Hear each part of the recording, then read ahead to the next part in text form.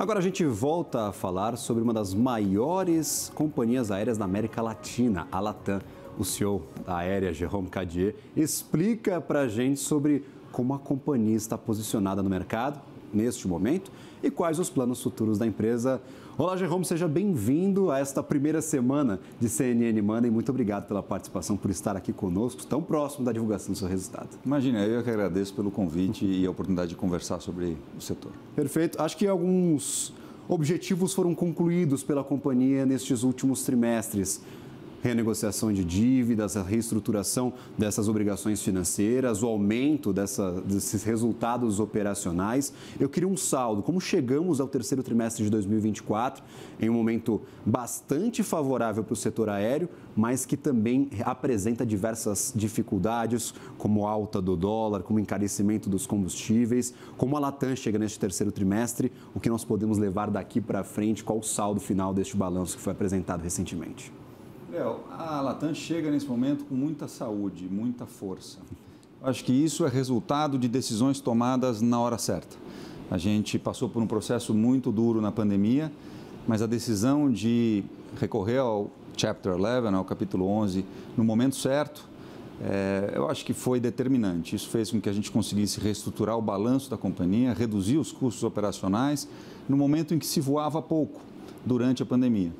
Então, saindo depois da pandemia já, não vou dizer para trás, mas já em menor intensidade, a gente volta a voar e aí sim, com um balanço saudável, com um custo operacional bastante baixo e com um produto melhor, porque a gente está investindo no produto, atraindo o passageiro corporativo de volta. Então, quando você olha para o resultado hoje, a Latam está postando um resultado recorde, a gente está entregando hoje, depois de 2 anos, basicamente, da saída do Chapter, resultados que a gente imaginava entregar depois de 4 a 5 anos depois da saída. Então, a gente está adiantando a curva de entrega de resultado e muito feliz de conseguir materializar uma recuperação, acho que brilhante, depois da pandemia. Não tínhamos como prever, talvez, essa demanda tão alta que foi reprimida durante a pandemia, que continua a impactar os balanços.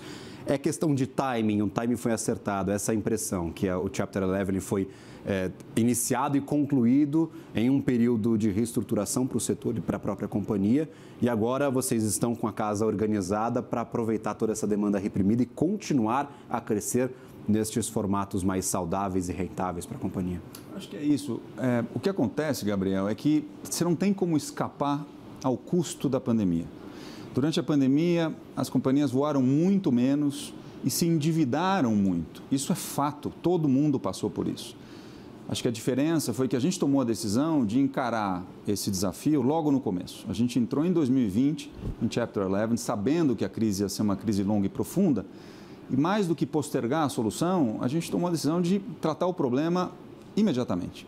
Isso fez toda a diferença, porque se reestruturar uma companhia é complicado, reestruturar uma companhia no momento onde o dólar está alto, não existe aeronave disponível no mercado, aonde você já tem a demanda muito forte, ou seja, está todo mundo querendo voar, é mais difícil do que naquele momento, no meio da pandemia, que foi quando a gente fez.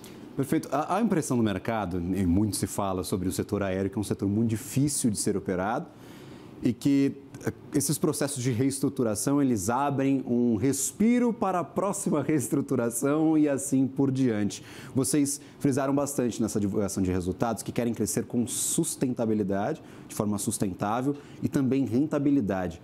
O que é isso no setor aéreo? O que é crescer com sustentabilidade para uma companhia que atua em um segmento tão restrito e bastante difícil de ser operado, principalmente no mercado brasileiro? Quando a gente fala de sustentabilidade, Gabriel, a gente fala de crescer de forma rentável. Em alguns momentos, como a decisão de capacidade se toma com muita antecipação, em alguns momentos é capaz da companhia estar operando algumas rotas que não são sustentáveis, que economicamente não são positivas.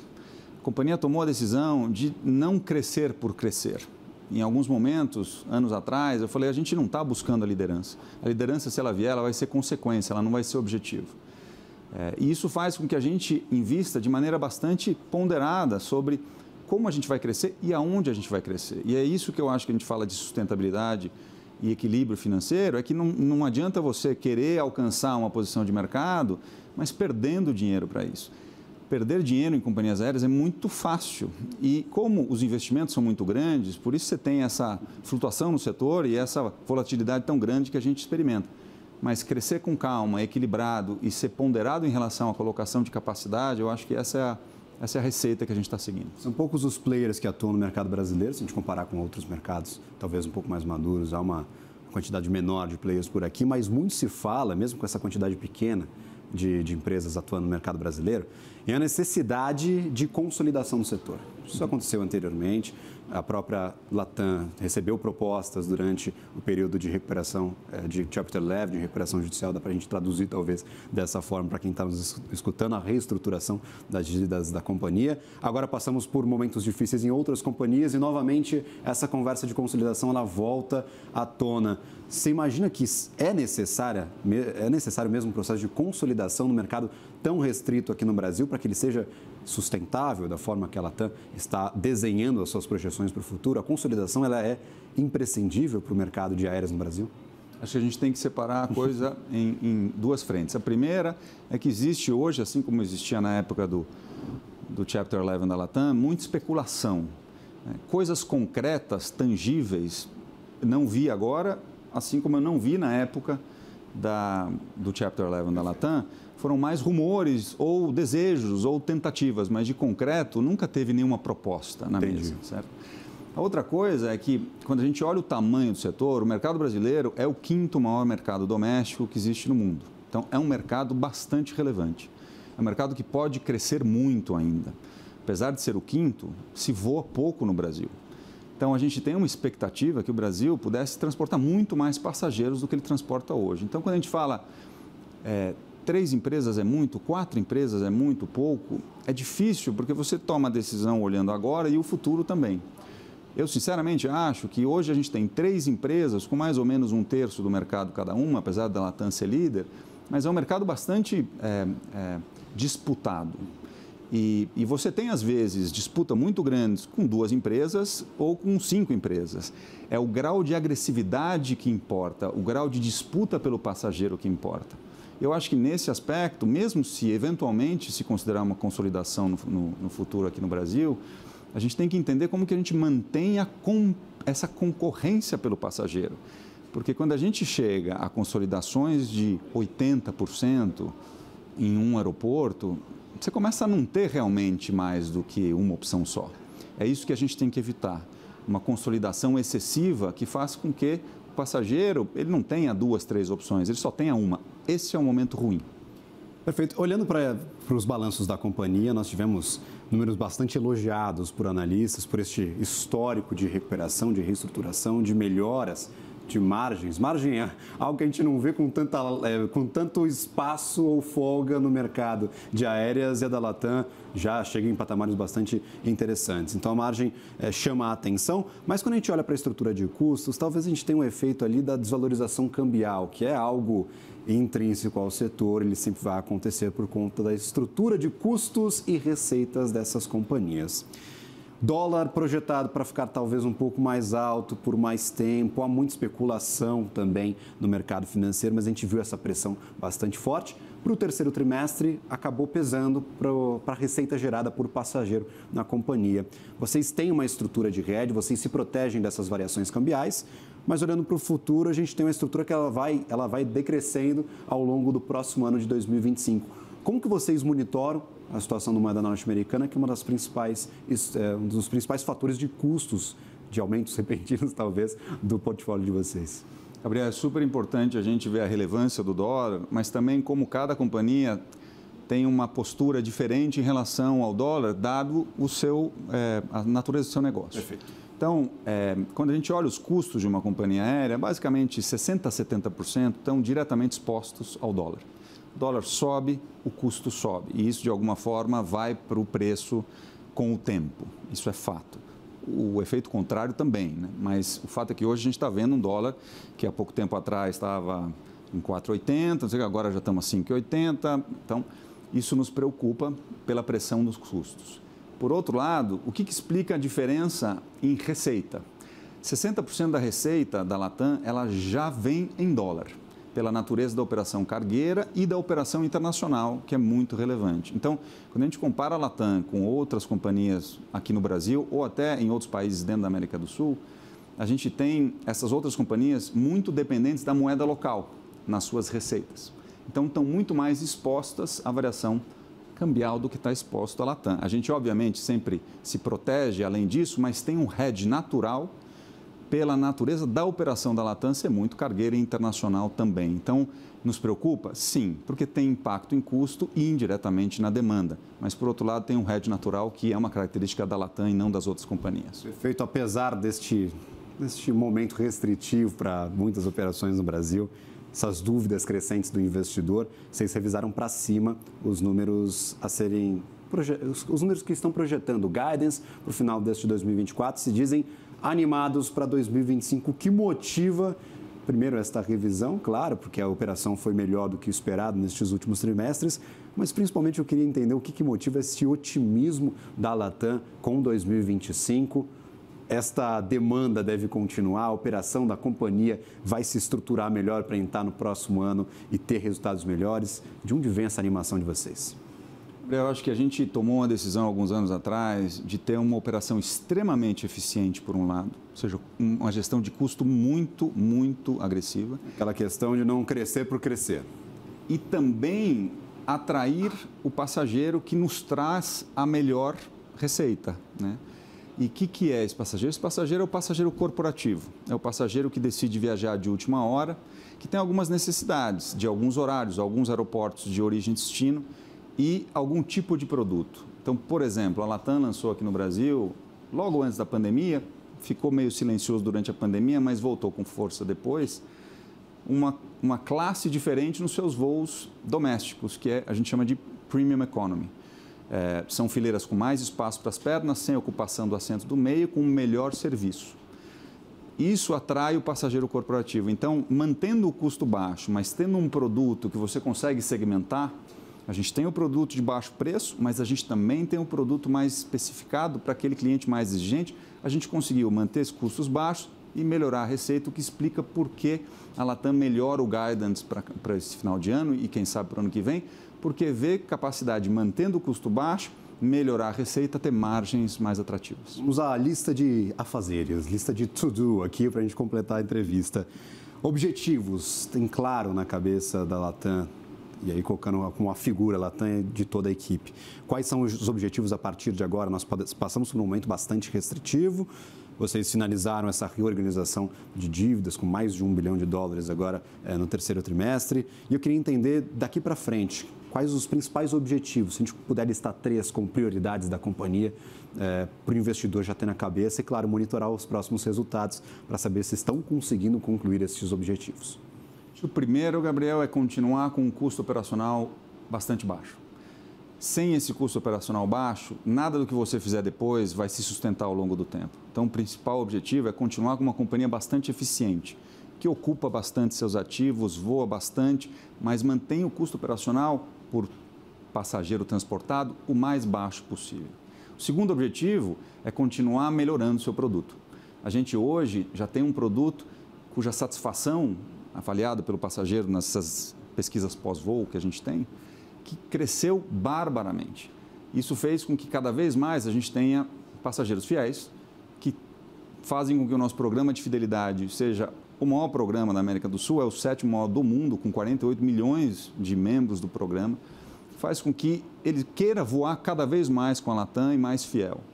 E o terceiro é começar a pensar em como é que a gente, no longo prazo, endereça um dos grandes problemas do setor, que é o impacto climático das operações aéreas no planeta. Então, a gente sabe que depende hoje de um combustível fóssil, que emite gases de efeito estufa, e a gente precisa encontrar cada vez mais alternativas de eficiência, menor consumo ou combustíveis alternativos para reduzir o impacto climático, e claramente existe uma preocupação do setor como um todo, especialmente a Latam na região, em ter um impacto cada vez menor e colaborar com os esforços para manter a temperatura do planeta baixa. Perfeito. Vocês já listam, talvez, essas alternativas de redução de emissões mais viáveis para a companhia? Tivemos um lançamento mais recente e a classificação para uma companhia brasileira de produção de um tipo de combustível para aeronaves mais sustentável, mais verde. É uma das alternativas estudadas pela companhia. Como vocês estão monitorando essas possibilidades, as mais viáveis? Porque ideias nós temos de muitos, né? Então, todo mundo tem uma ideia para reduzir, só que as mais viáveis na operação da Latam, quais são essas alternativas mais monitoradas por vocês para reduzir as emissões? Não tem uma bala de prata. Ou seja, quando a gente fala o combustível sustentável, o famoso SAF, a gente não tem disponibilidade desse combustível e ele ainda é 3 vezes mais caro do que o combustível fóssil, ou seja, não cabe no orçamento hoje das companhias aéreas. Então, a gente precisa desenvolver combustíveis mais baratos e disponíveis. Então, mesmo o SAF, ele não vai ser a solução para todos os problemas. A gente tem investido em modernização de frota, ou seja, trazer aviões mais modernos. Esses motores mais modernos, eles consomem entre 25% a 30% menos para fazer o mesmo trajeto, na mesma velocidade, no mesmo tempo. Então, são muito mais eficientes. Com isso, você continua operando aquela rota, mas consumindo muito menos combustível.